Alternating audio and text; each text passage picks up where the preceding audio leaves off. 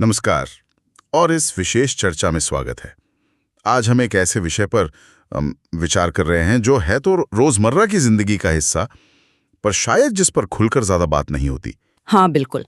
किसी के साथ, खासकर किसी महिला के साथ बैठते वक्त का शिष्टाचार। हमारे सामने कुछ नोट्स और लेख हैं जो इस तरह की स्थिति के लिए कुछ व्यवहारिक सलाह देते हैं। हमारा इरादा इन सलाहों के सतही मतलब से आगे जाकर उनके पीछे के सामाजिक मनोविज्ञान और संकेतों को समझना है। सही कहा। ये छोटी लगने वाली बातें कैसे किसी बातचीत या संबंध की नींव रख सकती हैं या बिगाड़ सकती हैं। बिल्कुल, ये बहुत मायने रखती हैं। तो चलिए इन परतों को खोलना शुरू करते हैं। पहली बात जो इन स्रोतों में उभर कर आती है वो है व्यक्तिगत दायरा यानी पर्सनल स्पेस का सम्मान। एक अंश कहता है हर लड़की को थोड़ा कंफर्ट जोन चाहिए होता है। ये सुनने में तो सीधा लगता है, पर सामाजिक व्यवहार में इसका असली मतलब क्या है? सिर्फ शारीरिक दूरी? देखिए, ये एक बहुत महत्वपूर्ण शुरुआती बिंदु है और ये सिर्फ शारीरिक दूरी से कहीं ज्यादा गहरा है।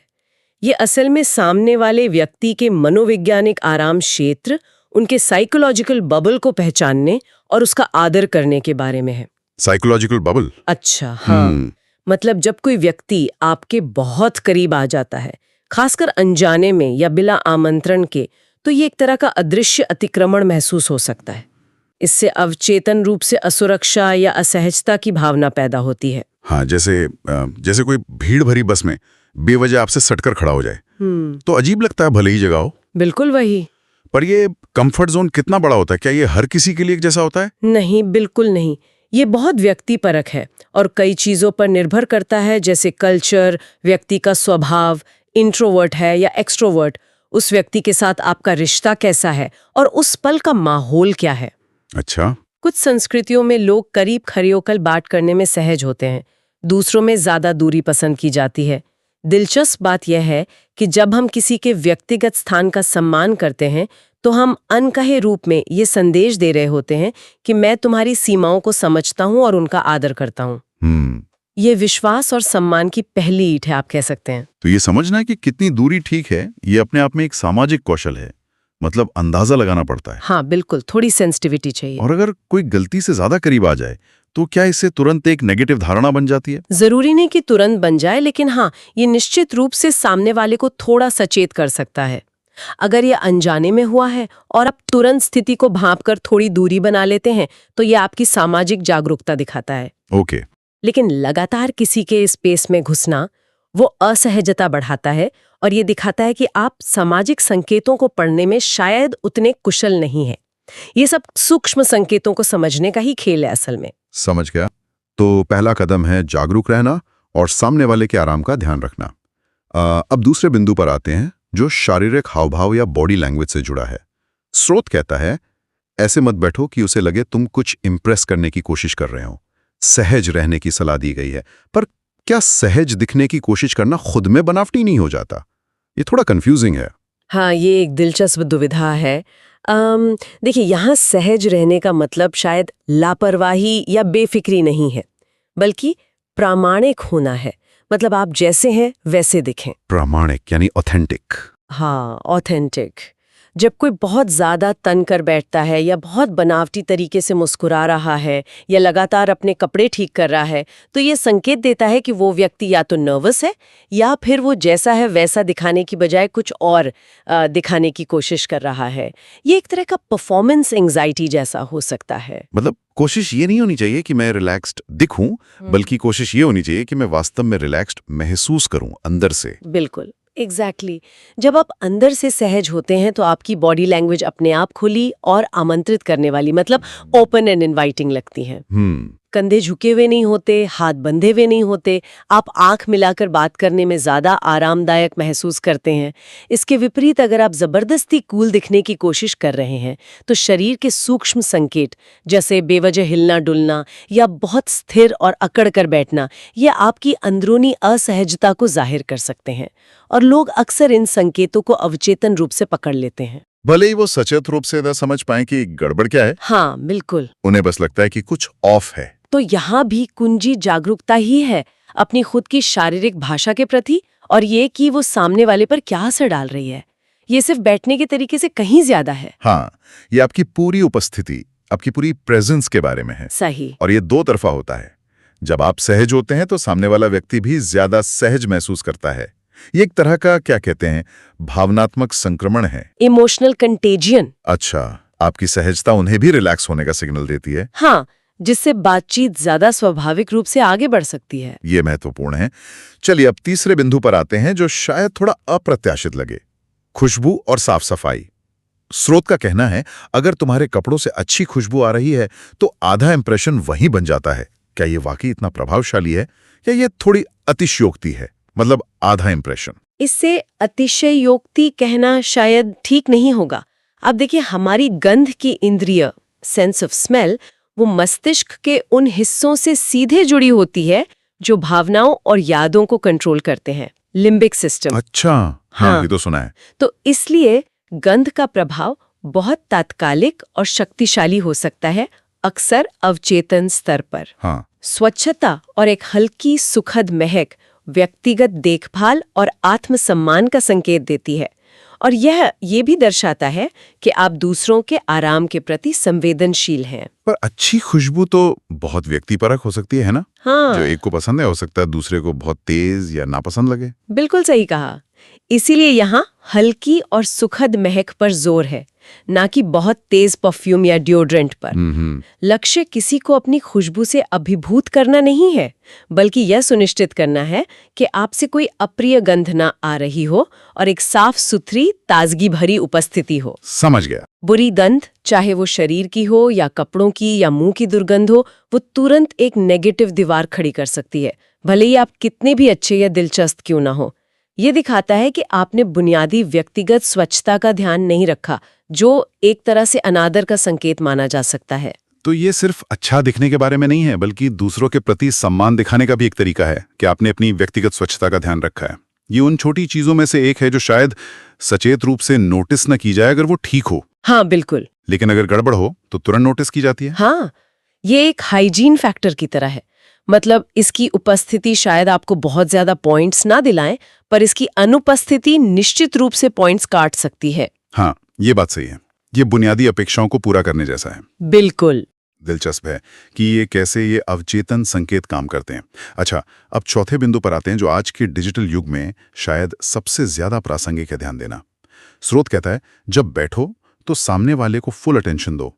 फोन में उलझे रहने से बचने की सलाह दी गई है। ये सलाह कितनी महत्वपूर्ण है और क्यों? आजकल तो सभी फोन में लगे रहते हैं। हाँ, और शायद इसीलिए ये आज के समय में सबसे ज्यादा नजरअंदाज किए जाने वाले लेकिन सबसे शक्तिशाली संकेतों में से एक बन गई है। जब हम किसी के साथ होते हुए भी लगातार अपना फोन चेक करते हैं या हमारी नजरें कमरे में घूमती रहती हैं, तो हम अनकहे में ये संदेश दे रहे होते हैं कि तुम मेरे लिए उतने महत्वपूर्ण नहीं हो, शायद कहीं और कुछ ज्यादा दिलचस्प हो रहा है।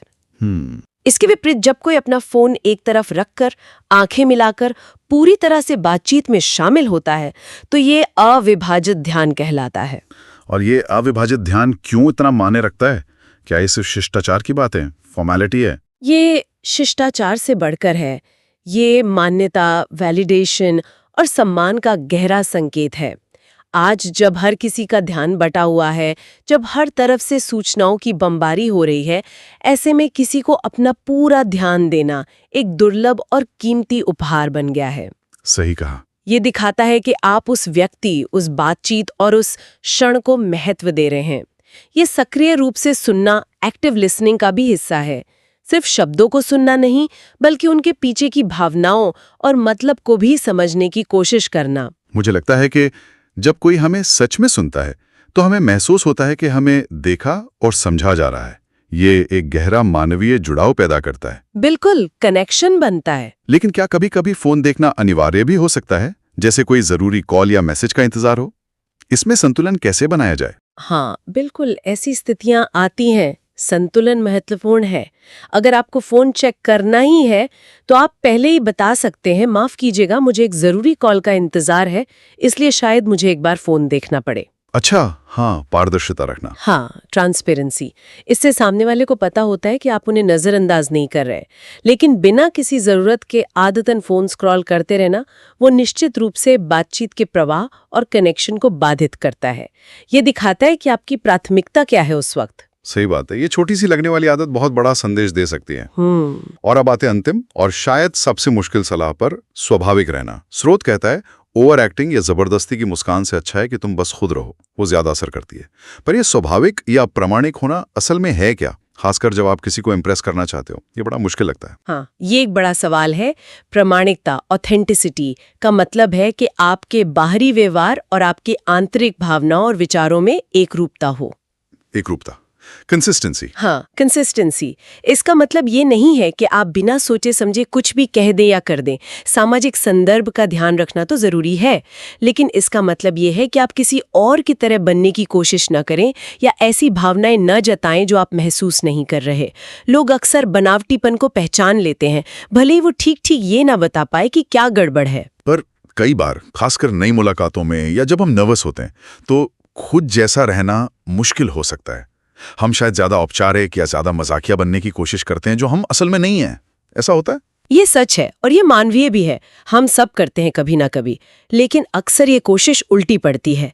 जब हम परफॉर्म करने की कोशिश करते हैं तो हम ज्यादा तनाव में आ जाते हैं, हमारी बॉडी लैंग्वेज असहज हो जाती है। हाँ, जैसे हमने पहले बात की। बिल्कुल, और हम बातचीत में पूरी तरह मौजूद नहीं रह पाते हैं। इसके बजाय अगर हम अपनी थोड़ी घबराहट को स्वीकार कर लें और फिर भी वास्तविक रूप से जुड़ने की कोशिश करें तो वो ज्यादा भरोसेमंद लगता है।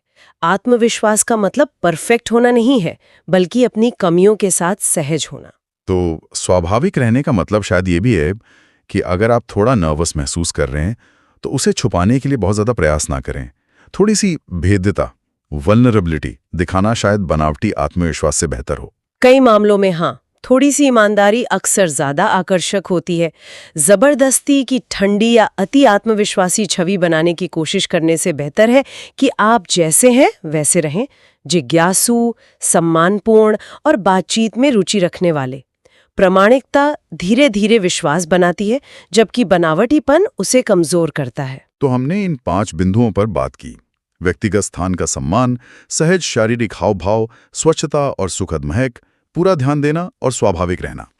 जब हम इस सबको एक साथ देखते हैं तो ये सिर्फ किसी लड़की के बगल में बैठने के शिष्टाचार से कहीं ज्यादा गहरी तस्वीर पेश करते हैं, है ना? बिल्कुल, ये असल में भावनात्मक बुद्धिमत्ता, इमोशनल इंटेलिजेंस और मजबूत पारस्परिक कौशल, इंटरपर्सनल स्किल्स के मूल सिद्धांत हैं।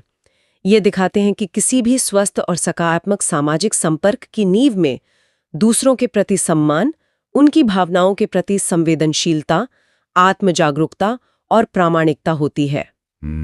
ये सिद्धांत सिर्फ इस विशेष स्थिति पर ही नहीं, बल्कि जीवन के लगभग हर सामाजिक पहलू पर लागू होते हैं, चाहे वो दोस्तों के साथ हो, सहकर्मियों के साथ हो या परिवार के साथ। तो ये एक तरह से सामाजिक नेविगेशन के लिए कंपास की तरह है। ये नियमों की सूची नहीं है, बल्कि मानसिकता और व्यवहार के सिद्धांत हैं। हाँ, जो हमें दूसरों के साथ बेहतर तरीके से जुड़ने में मदद करते हैं। ये दिखाता है कि कैसे हम दूसरों को महसूस कराते हैं। ये अक्सर उससे ज्यादा मायने रखता है कि हम क्या कहते हैं। हाँ, बिल्कुल सही कहा। और ये भी महत्वपूर्ण है कि ये सिद्धांत किसी एक लिंग तक सीमित नहीं है। पुरुषों और महिलाओं दोनों के लिए किसी भी व्यक्ति के साथ सम्मानजनक और सकारात्मक तरीके से बातचीत करने के लिए ये सभी बिंदु प्रासंगिक हैं। सही बात है। व्यक्तिगत स्थान, सहजता, स्वच्छता, ध्यान, प्रामाणिकता, ये सार्वभौमिक मानवीय मूल्य हैं जो बेहतर रिश्ते बनाने में मदद करते हैं। इस गहन विश्लेषण के लिए धन्यवाद।